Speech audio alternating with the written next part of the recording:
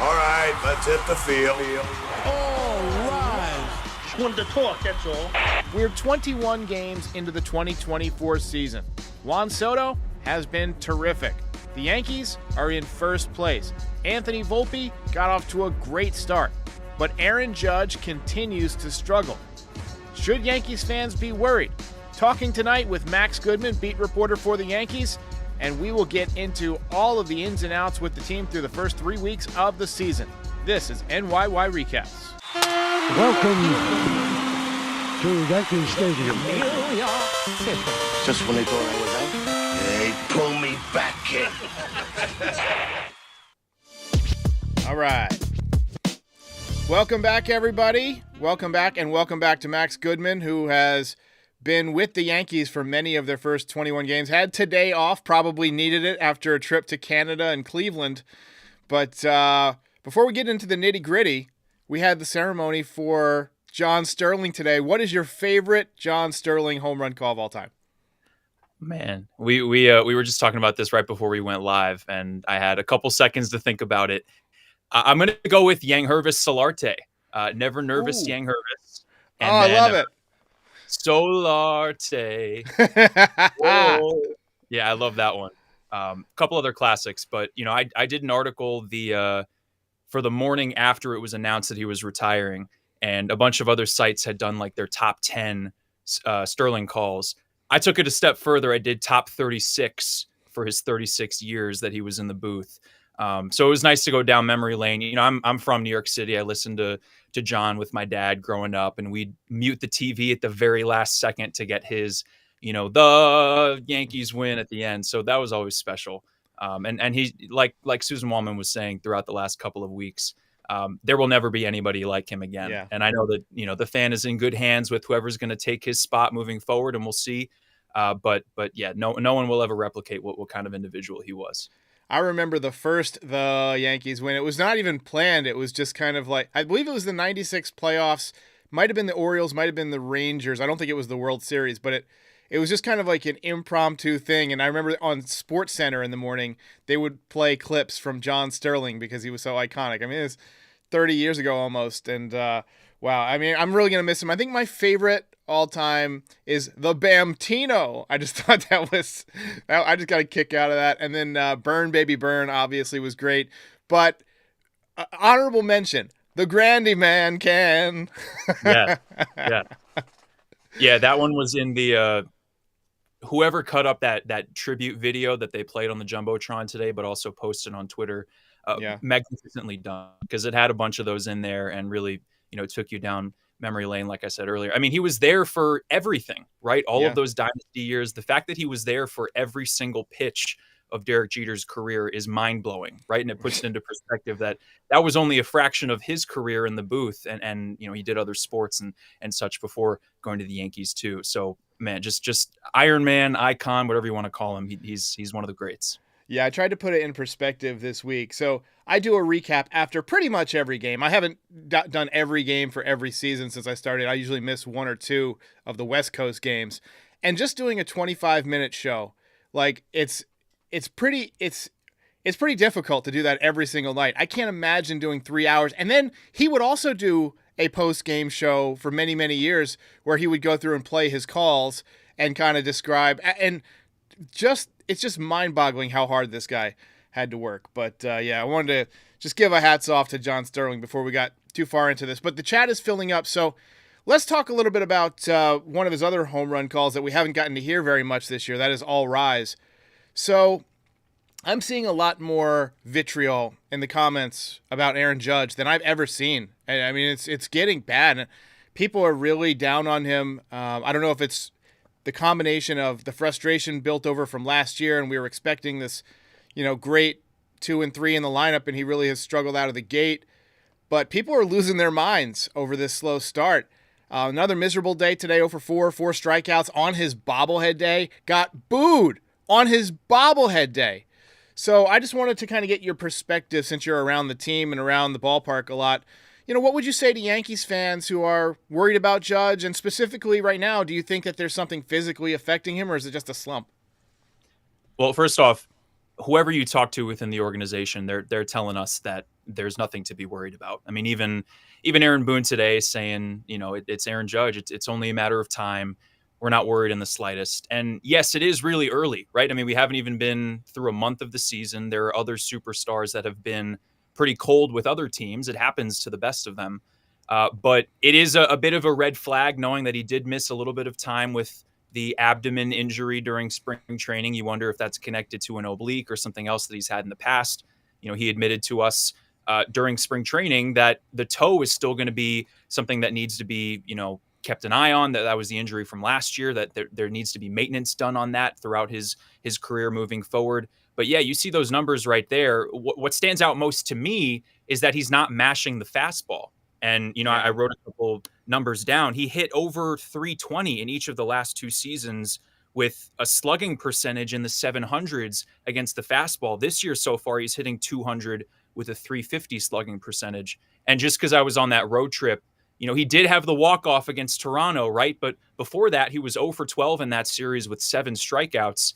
And I think back to an at-bat, I believe it was in that game against Kevin Gausman, a pitcher that he has a lot of familiarity with, has great numbers against, and had just seen him, 2 starts prior at Yankee Stadium, and it was 2-0 in the count, and he fouled a pitch back that was basically right down the middle, a fastball in a hitter's count, and the camera panned to him, and he was just shaking his head, and that's something that Judge has been saying recently, that he's just missing the pitches that you're normally used to seeing him drive out of the ballpark, or at least drive to all fields. And the very next pitch, he broke his bat and he grounded into a double play. And it's just kind of spiraling for him. He's not taking advantage of mistakes. And yes, he is up there in walks. And there are some metrics that you can still be encouraged about. And obviously the track record is there. But it's just very uncharacteristic, I'd say. And when you look at other parts of the lineup not producing as well, it's eerily similar to what we saw last year from this team, except Soto is now Judge. Because last year Judge was the great hitter and the rest of the lineup was failing in a lot of big moments. Yeah. I just want to see them both hot at the same time for a little while. That will be fun to watch. But, I just wanted to throw this out there for the Yankees fans who, I know some people kind of watch casually or they pick up certain games during the season. There's been a ton of players throughout history that have gotten off to really bad starts and still had really good seasons. Just a couple of Yankees examples. Mark Teixeira, 2009. In April, he hit 200 with 3 home runs and ended up leading the league in home runs and RBIs. And then when Tino Martinez first came to the Yankees, he stunk until about mid-May, and then he turned it on. So that might have been a different scenario, but guys get off to slow starts all the time and can turn around. A couple years ago, Bregman went 1 for 32 to start the season. You remember that? And then he hit 308. I looked it up. So, 3 weeks into the season, I'm not like hitting the panic button. I feel like, honestly, it would have probably been better for him to start the season on the IL and get a proper spring training, though. Thoughts on that? Well, what in spring training, he was saying, all I need is 30 at-bats to get going, and I can get all those at-bats in the cage or on the backfields when you guys aren't watching. But something else that he said today is that he's had worse starts in his career, and I went and fact-checked that, and he's never had a start anywhere near this, unless you count 2016, which obviously wasn't at the beginning of a season, and it was his first taste of big league action. So at that point, the strikeouts were way higher. But even then, he was hitting 174 with a 580 OPS in his first 21 games, or 2, whatever it would be through now. And right now he's hitting 179, and you're just not seeing him do what he normally does. This is Aaron Judge we're talking about. He had a bobblehead tonight because he hit 62 home runs in a season. He's a MVP not too long ago. So yes, there are other players around the league that maybe still haven't hit a home run, or they're hitting around 200. It's just you consider all of the factors, and it is a red flag. Like I said, you're a little concerned because maybe he isn't 100%, and he's not going to tell us that. He's clearly dealing with a couple of different things, and maybe it's just a timing issue as well, because that was your initial question here. Yeah. Did he need a little more time against live pitching? And maybe that's what is holding him back, because now he's chasing out of the zone when he normally takes those pitches. Or like I said earlier, he's missing that mistake pitch right down the middle that normally he hits 450 feet. Right. Well, one guy who has been, living up to what we expected even more, I think, is Juan Soto. He's been unbelievable. Every at bat is super entertaining. Just watching the WAR on television is amazing. You've gotten to see a lot of it up close. What's been your impression of being around Juan Soto for the first part of the season, seeing him as a professional, and the reactions of the other baseball people who presumably see a lot of other players, and how they're reacting to Juan Soto? Right. I mean, I think we talked about this, shortly after he was acquired, but also in spring training. I mean, we're all baseball fans, right? And we all knew about the greatness of Soto, and we've watched him on TV, or maybe when he's played against the Yankees, I've had a chance to watch him in person. But to see day to day just the generational talent that he is, and you see some of the numbers there, the numbers with runners in scoring position, it's like a cheat code. And Yeah. every single at bat when he goes up there, and I'll say plate appearance, right? Because he works walks like nobody's business. It's a war. Like you said, it's a spectacle. It's appointment viewing. If we're in the press box and I want to go grab a snack from the back room, or I have to go to the restroom, I'll make sure that Soto's not going to be up, because that's a plate appearance that you don't want to miss. And again, the numbers are just unprecedented. They're ridiculous. And if he keeps this up, he's going to win an MVP this year. I mean, that's how good he's been. And you talk about taking advantage of mistake pitches, the home run he hit the other night to cap off that inning against the Rays and lead to the victory. And that, I think, brings me to my next point, because you check the third base camera looking into the dugout, and everyone on the Yankees is really enjoying this too. And Soto will refer to that group as a family.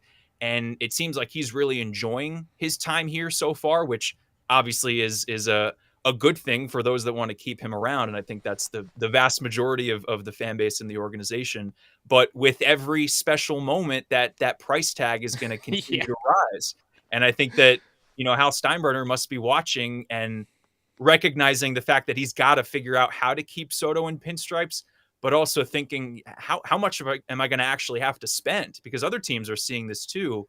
And Soto is just, he's one of the greats. And not just this year and not just this generation. He's one of the best of all time in terms of what he's been able to accomplish to this point in his career and when he's at his peak. So if he keeps this up, like I said, it's going to be a special year for him. If Hal Steinbrenner has to sell one of his private jets to get it done, then that's what he's going to have to do. We can't let this guy go. Just kind of spitballing. What do you think of numbers for him? I mean, is he going to get 50 million, 60 million a year? I mean, Shohei obviously brings with him the deferments, which lowers the value present day, and he pitches. So, 700 is probably off the table, but I saw that Fangraphs projected 15 years, 701 million for Juan Soto, which would be nuts. If you had to kind of just guess, what would be like your starting point? Oh man. Well, it was what, 440 from the Nationals? That he said no. Ago, and he said no. And there are some other teams out there that could probably offer even more than what the Yankees would consider. I think he's going to break the all-time record now and go above Ohtani range? Probably not, I guess, because like you said, he doesn't pitch also. Maybe 600 though. I mean, if he continues like this, not to mention the fact that he plays in 162 games a year, it's not like he has injury concerns. And the guy's what, 25, 24? He's younger than Adley Rutschman. Ahead of him. Yeah. Yeah. I mean, there are prospects coming up, and this is 6th or 7th season. So you could argue that he's only scratching the surface of his greatness. And if he has 12, 15 years at Yankee Stadium, who knows what kind of numbers he's going to put up too. So yeah, if it's 550, if it's 600, I think Yankees fans need to prepare to start spending more on their chicken buckets at the stadium. Yeah. You want to keep Soto around. Yeah, I agree. I would pay a little bit more for those chicken buckets for the hot dog. I mean, it's like $20 for a hot dog or whatever. But all right, so another guy who got off to a very good start, slumping a little bit right now, is Anthony Volpe. 1 for his last 18, if my math is right. But he seems like a much more confident player. He's being aggressive on the bases. He's looked good in the field. The swing path is obviously different. I've heard a few veteran baseball personalities like on MLB Network and so forth say that, this guy's an emerging superstar. Do you agree with that assessment? I do. Yeah. I thought he was going to take a step forward this year, and probably a big step, but I didn't imagine this kind of start. And again, it is early. We'll see what he's able to accomplish over the next couple of months. And I think the biggest test for Anthony is how is he going to adjust when opposing pitching staffs start to, try to get ahead of him and they adjust to the adjustments that Volpe's already made, because it's a different swing. He has that confidence, like you said. I go back to the at bat that he had against Emmanuel Clase in Cleveland, where the cutter from Clase is just about as unhittable of a pitch in all of baseball, especially in a high leverage spot. Volpe had never seen that pitcher before. He'd never faced him. And he said to us after the game that he was like scrambling to find, some scouting reports from guys in the dugout. And he goes up there and he saves the game. And they ended up losing, obviously, in extras. But he goes the other way with that pitch, doesn't try to do too much. And 100.4 mile an hour cutter cutting away from him to the outside corner. And he takes it all the way to the gap in right center. And, you're seeing some of the defensive highlights there too. He's one of the best shortstops defensively in the game. Obviously, he won a Gold Glove last year. And without overstating this, I think you're starting to see if he can continue to put this together and continue developing, right? Because he's only 22. He could end up being one of the best well-rounded players on the field on any given night. And the changes to his swing, it hasn't zapped too much of his power. And the metrics across the board are just spectacular, which shows you that he can continue to develop. He's the quintessential leadoff guy because he's stealing bases, he's getting on, he's slapping the ball to all fields, he's not swinging and missing as much as he did last year. So everything that we saw in his rookie year that was a little bit of a disappointment, I'll say, obviously it was a good rookie year, but he'll be the first one to say that it wasn't as good as it could have been. He's gone out and he's fixed those things, or he's improved and developed to start to make those adjustments, and you're seeing it in his numbers. Yeah, I'm seeing a guy who's just supremely confident compared to last year, a guy who looked like he was feeling his way through. Maybe if he was down in the you count 0-2 or 1-2, you kind of got the feeling like, the battle was already lost, but now it seems like he's battling back in a lot of those at bats. He'll get 2 strikes, but he'll also work a full count, and you're seeing him turn around more walks. So, all the numbers are up, not just the batting average, the on-base percentage, all that stuff. So I think if we just get him on base more, he's going to just increase his value because he's going to keep stealing bases. He's going to score a lot of runs, being in front of Judge and Soto, if Judge ever hits. But I'm loving what I'm seeing from Volpe so far. But that brings me, we got to kind of go back and forth between the positive and the negative here. His Keystone combo mate, Gleyber Torres. I would love to put up some fancy highlights for him, but through 77 at bats, he doesn't have any. He's hitting 195 with no home runs, just 2 RBIs. We've seen him have longer slumps in his career. There was that one year where he hit 9 home runs, and 2020 wasn't good to him. He was out of shape, but I'm confident he'll turn it around just because I've seen him for a long time. I know he's a good hitter, but I'm not as confident that he'll turn it around and not like spiral out of control as I am with somebody like Aaron Judge, who, is just a MVP caliber player. So, is he basically at risk of losing some playing time with some of the guys we got coming back, DJ and Birdie and so forth? Yeah, it's been an unfortunate start for him because last year, if you don't count Judge because of how much time he missed, Gleyber was the best and most consistent hitter in pinstripes over the course of the whole year. And he took a lot of those concerns from 2021 and 2022 where he didn't have any power and didn't look like the phenom that was, a freshman and a sophomore before then. And a lot of those concerns are back. He isn't chasing, if you look at the metrics, and he's worked his walks in there too, seeing a ton of pitches. And that was one of the good things from when he was in the leadoff spot before Volpe switched in. But like you said, the highlights aren't there. The metrics are even more discouraging than a lot of the numbers that he already has. And it's a contract year. You're starting to see the struggles and the offers, and I think he's maybe even taking it with him, not just to the next at bats, but also to the field. When we talk with him after the game, he'll say to us that he's encouraged. He thinks he's seeing the ball well, but he doesn't sound like the normal Gleyber Torres, who can be a spunky player. He can have that personality in the clubhouse, and he just seems down. At least that's been my impression being around him on some of those really, bad days where he doesn't contribute even when his team wins. There have been a couple plays where I don't think it was explicitly his fault in the field. Like there was that one where he threw it to third in Toronto and the guy slid around Oswaldo's tag. He was probably being mindful of the obstruction rule. I thought that was a heads up play. You could have gotten safe out at first. It just didn't work out. But yeah, analytically, he hasn't been the best second baseman out there. I think that the concerns over the base running mishaps and the defense have kind of gone away in recent years too. Maybe they're starting to come back. But like you said, and I'll close with the playing time situation. If DJ LeMahieu's coming back, and I think John Birdie isn't too far from a rehab assignment too, you're not going to take Oswaldo out unless he continues to get colder and colder, because he has cooled down just a little bit. But he's been one of the best Yankees in terms of driving runs in, stepping up in the big moments. You can only push Gleyber so far down in the lineup if he continues to be this much of a black hole in there. Then again, he's making too much money to have him on the bench. He can't be a bench player. So you may start to see DJ come back, you ease him in, have him play a couple days a week at third, a couple at second, and you ease off a little bit with Gleyber. He got the day off today. But then you start to talk about the quality of the bench. And if you're bringing Jahmai Jones in there to get a start, you're not going to get that kind of production. So it's not the best situation right now. And I think that the Yankees do have faith that Gleyber will turn it around. You talk to Boone and he'll give you the same answer that he does with Judge, that he's not worried in the slightest. But there aren't as many things to hold on to and think, okay, now he's starting to figure it out. It's just not in there right now. Right. And, it being a contract year and, the Yankees having some young infielders like Peraza, and now Yorbit Vivas is presumably healing.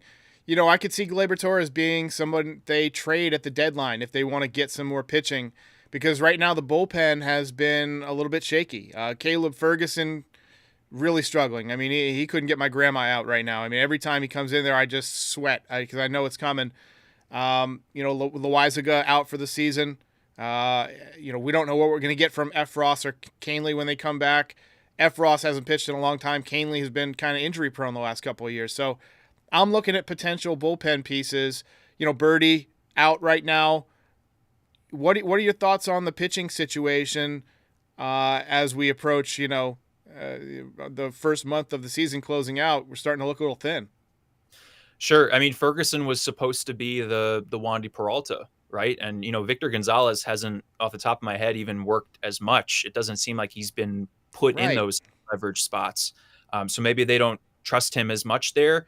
I think that the hierarchy, once Loizaga went down, was Holmes in the back. And Holmes has been great, but you talk about nail biters. I mean, he's worked himself in and out of trouble quite a bit, which means he's kind of due for spiraling out of control and blowing a game or two at certain points.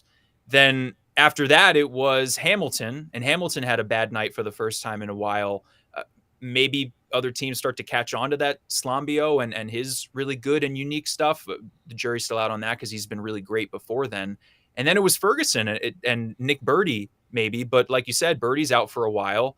Gonzalez hasn't pitched in those spots. So it's no wonder they go to Ferguson today, and he ended up, taking the loss. He has quite a few losses to start the year. I don't know if Gleyber would be the kind of person that would get you a bullpen arm, just because that's what you said. He certainly hasn't increased his value so far this season. But yeah, I can totally envision this summer, Brian Cashman telling us, at the deadline, we had a couple internal acquisitions in Efros coming back and Lou Trevino coming back. But the loss of Michael King, the loss of Wandy Peralta, and now the loss of Jonathan Loizaga, you couldn't necessarily expect him to last a full season, but they just don't have that dynamic. He's going to get you through this jam other than Ian Hamilton, and especially a multi-inning arm. I could totally see them putting Luis Gil out there once Garrett Cole is back. Yeah. And I think that that'll happen before, later in the summer and when the deadline comes around, because Gil could maybe be that Loizaga, just in terms of you can't find too many guys with more electric stuff. And if you shrink his workload, it may become even better and even more high octane coming out of the pen. But if Nestor doesn't necessarily continue to pitch well, maybe he would be a guy that you could put out there in a long man role. The bullpen overall hasn't been getting the job done so far, as much as maybe some of the numbers are better than what the eye test would say. And also, I think some of my colleagues on the beat have written about the fact that the swing and miss isn't there in the bullpen. The strikeout rate isn't what we're used to. They do bring the best out of a lot of those scrap heap under the radar type arms. But when you're relying on basically your whole bullpen as that, and then Clay Holmes, it can be a recipe for disaster. So we'll see if they can settle in. You also need more length from your starting pitching. Yeah, And that's important. We got to talk about the starting pitching because they're not getting deep enough into games, man. I do think that Stroman looks, we're seeing highlights from Stroman. I think he's lived up to the hype so far. He's done a nice job, nice little pickup. I think Clark Schmidt is good when he's in there, but again, he has turned into a pumpkin in the 6th inning for 2 years now. Take a look Absolutely. at the stats. Yeah, you go into the 6th inning or into the 3rd time through, and Clark really hasn't taken that next step. What I will say with him is that his strikeout rate is up a bunch. He's not giving up as much home runs. The stuff is totally there, and he has the potential to take just a really significant step forward as now, getting into more of a veteran MLB pitcher. I think he debuted in 2020. Like it's been a while for him. Obviously, this is only year 2 in the rotation, but he's got to prove that he can pitch through the 3rd time and into the 6th inning. You can't. I know in today's day and age, not every starter is going to go that deep into games, but if he continues to only go 5 or even less than that on an off night, that's gonna really hurt the bullpen in the long run. And we saw last year the bullpen was so good, but at the very end they started to fall off, and I think that was a result of just the workload that they had throughout the whole year. And I'll mention Stroman really, really quick too. I think that he's been a great fit, wearing the retro T-shirts and the turtleneck. Seems like he really loves being here, and I think we got that vibe even all the way back to his introductory press conference over Zoom when he talked about how he squashed the beef with Brian Cashman, and this was where he grew up. It's a homecoming for him. He's been great. I think he can be a 1B once Cole comes back if he continues, and that sinker is a money pitch for him working off the rest of his stuff. I think that he'll be good in big games down the stretch. That's how he strikes me as someone that they can rely on. Before the season, we talked a little bit about Rodon and how important it was for him to, step up this year. I think he's done a lot better this year, but again, I feel like he should be getting deeper into games too with his stuff. I don't know what it is. He just doesn't get swings and misses. He gets a lot of foul balls on that high fastball. Does he need another pitch, or is it just that he needs to refine one of his existing pitches to get more swings and misses?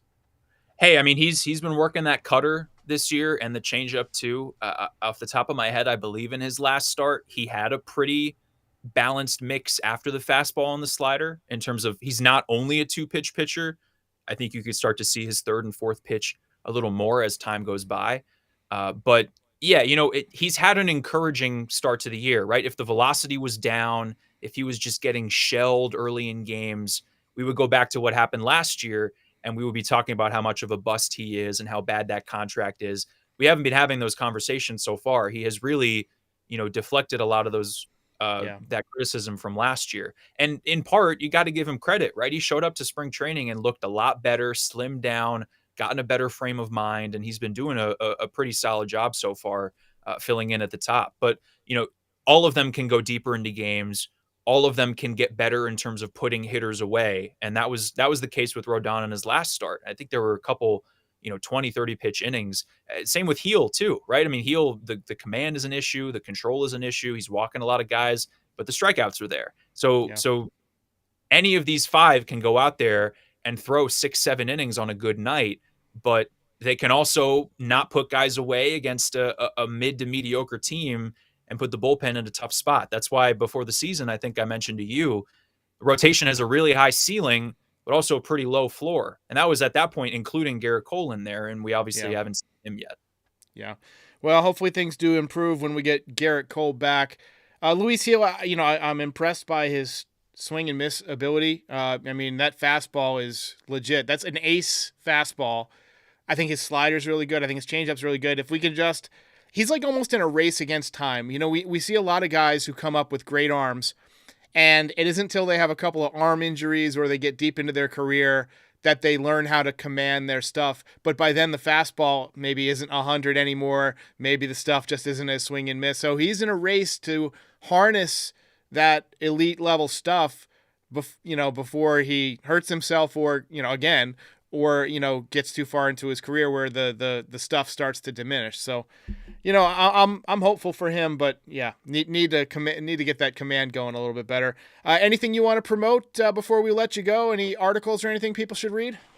No, I've got a couple things in the works, but they're not out there yet.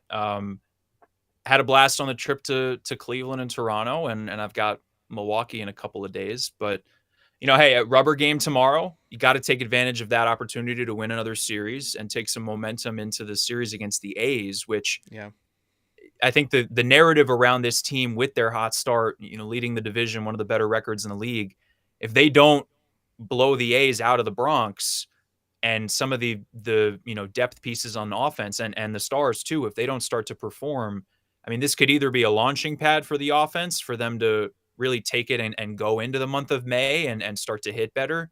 Or if, JP Sears shuts them down or whoever else Oakland has, that's going to make these conversations that we're having, the analysis, even more damning, because that's a team that you need to go and win at least 3, especially in the home ballpark.